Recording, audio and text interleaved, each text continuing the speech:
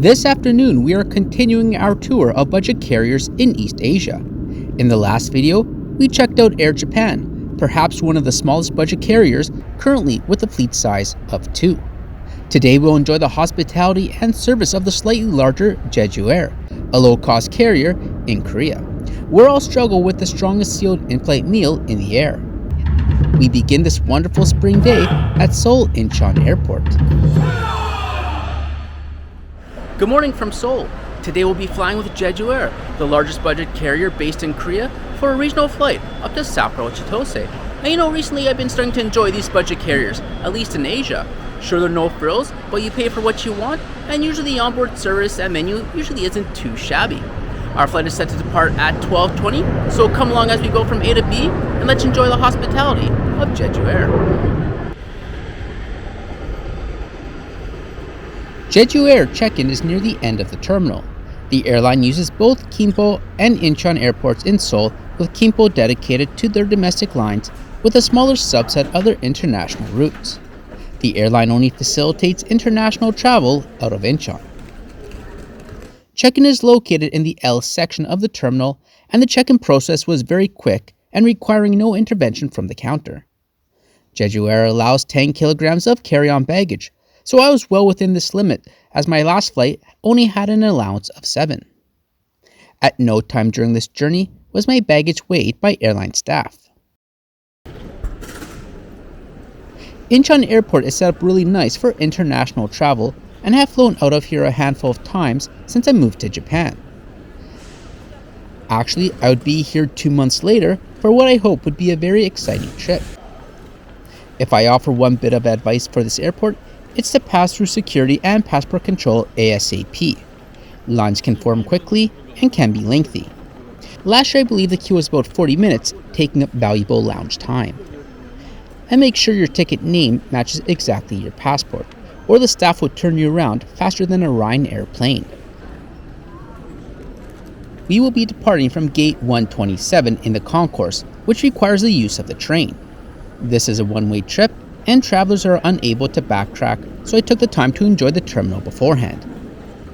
I'm happy to see the facilities were designed with the traveler in mind, even if you're living the budget life. Can't be traveling business all the time, can we? Especially not the way the yen is going right now. There's a napping zone, shower facilities, a quiet space located on the 4th floor available to all travelers. There's also a transit hotel for individuals looking for their own quiet space.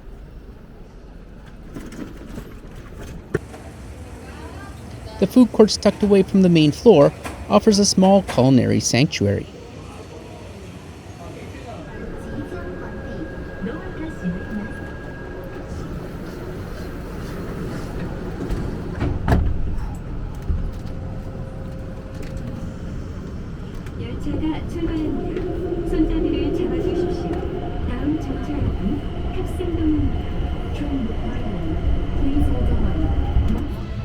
The concourse is fairly utilitarian, hence I recommend spending most of your time in the main terminal.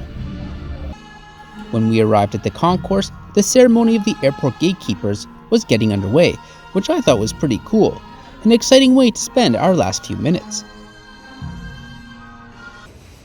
Gate 127 is of course at the end of the terminal, and here's our 737 which would take us to Sapporo.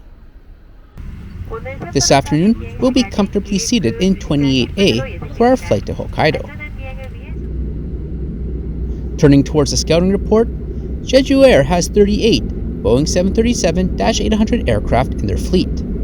Our 22-year-old aircraft spent its first 8 years or so with various airlines in Belgium before joining Jeju Air in 2010. The aircraft has a single cabin with 189 seats.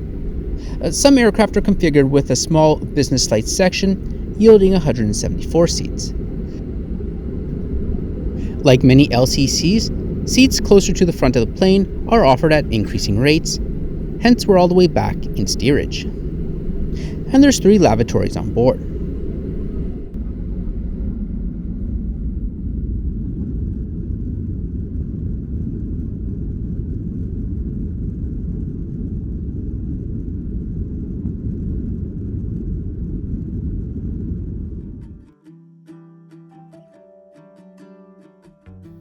It'll take 2.5 hours to reach the northern prefecture capital.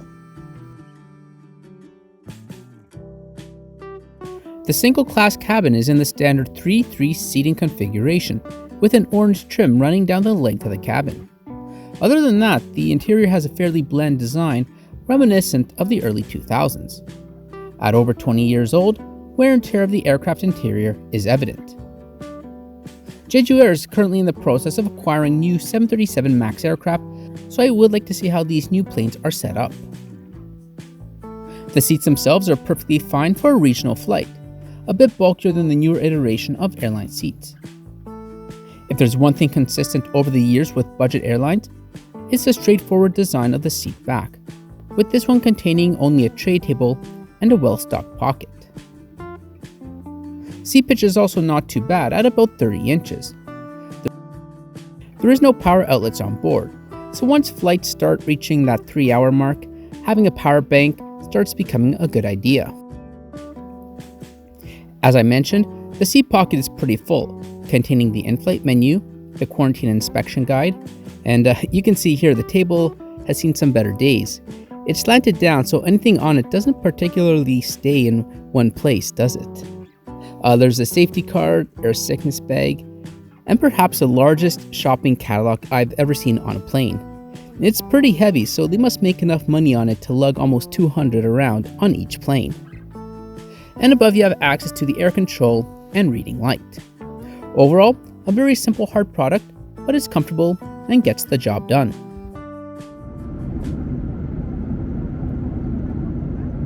Jeju Air doesn't provide any in-flight entertainment beyond the magazines, so digital entertainment is limited to what you bring yourself. Failing that, you always have the nice views to pass the time. And of course, this is the part of the show where I welcome new viewers to the channel and invite you to subscribe for continued aviation and travel-related content. One place I felt Jeju Air excels at was their in-flight service. They offer a good variety of snacks, noodles, and drinks, and you're able to pay with cash with either won, yen, or freedom bucks. Larger meals can be pre-ordered online, which is exactly what I did. I pre-purchased the grilled short rib set for about 13 bucks, and it came out shortly after takeoff.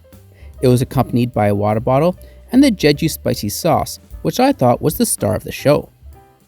The seal on the meal was incredibly strong, but no film is going to stop me from what lay beneath.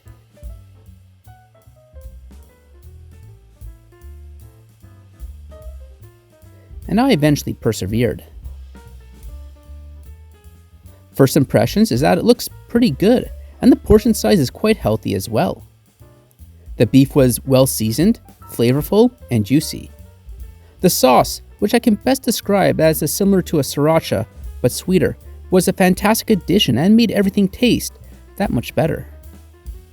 I was very pleased and would strongly recommend a hot meal on Jeju Air. Much better than the Virgin Australia ravioli dish, isn't it? When the beverage cart came by, I indulged in an afternoon libation, which came with some snacks which I had to save, as I was quite full from that meal. So cheers to perhaps the best budget airline meal in the air.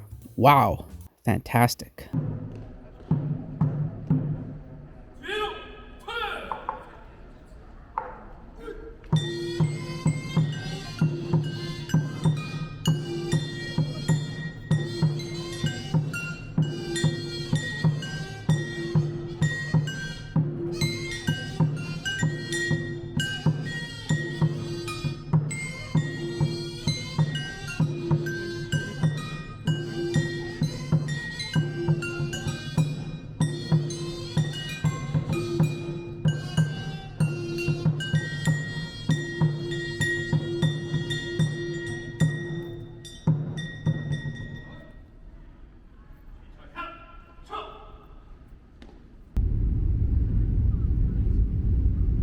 And just before we land, a quick trip to the rear lavatory was in order, and looks pretty good for being 2 decades old.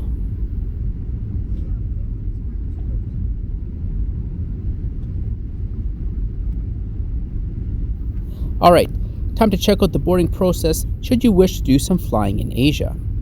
The process was fairly straightforward.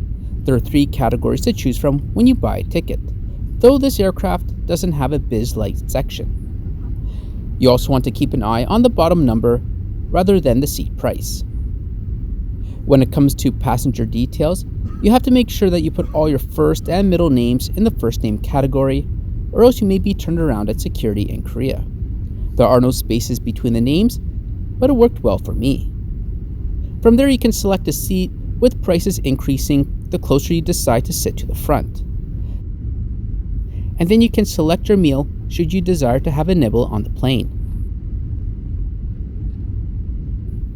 Overall, I was very pleased with Jeju Air as a low-cost carrier. The 10 kilograms of carry-on is much nicer than the 7 kilos, and the booking and airport procedures were very easy. These older 737s are outdated and have seen better days, so I would like to see their new MAX aircraft and their business-like product.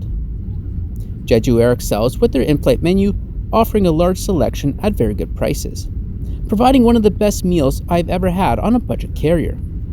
The staff were pleasant and did a fantastic job. I would have no issues flying with Jeju Air on future trips.